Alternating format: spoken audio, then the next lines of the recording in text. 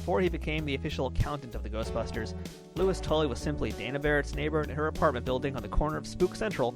and once he became possessed by Vince Clortho, he was the keymaster to Zool's gatekeeper. In this release, as part of the first wave of Diamond Select's Ghostbuster line, this possessed version of Louis joins Ray and Winston in what is certain to be a tremendous lineup from Diamond Select. The packaging is not the most collector-friendly in terms of being able to open it up and putting things back inside, but it does look very striking inside the box.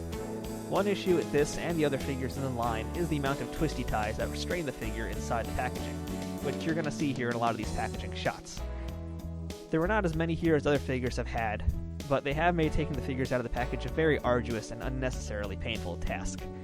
I doubt this is something Diamond will remedy since most of their figures do have these twisty ties inside them, but maybe they can try to cut down on a few or at least make things a little bit easier to pop them out of the package. The back of the package features a small bio about Louis, as well as shows you some images of the other characters in this wave.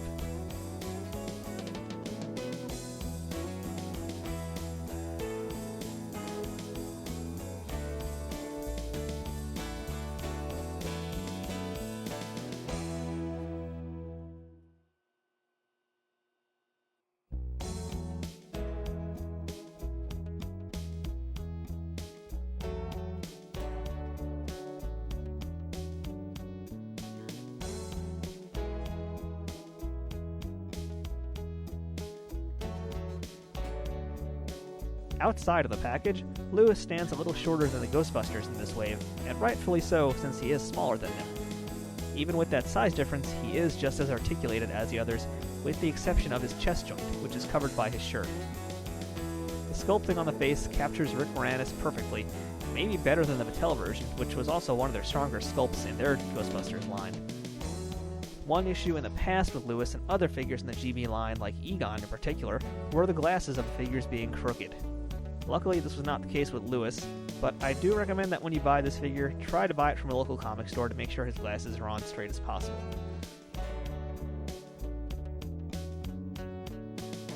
This was not the case with Louis, but I do recommend that when you buy this figure, try to buy it from a local comic book store to make sure the glasses are on as straight as possible, rather than ordering online.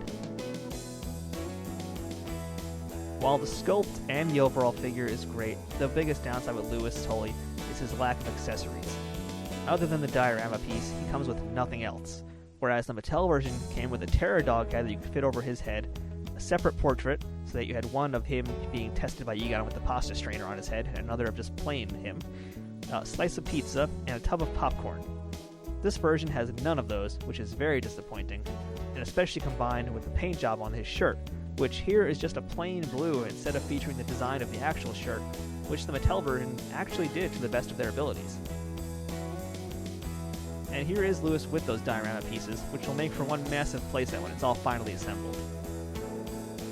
Overall, I really like this version of Louis Tully a lot, and I think the sculpt does a great job on his face, but it falls short when it comes to accessories.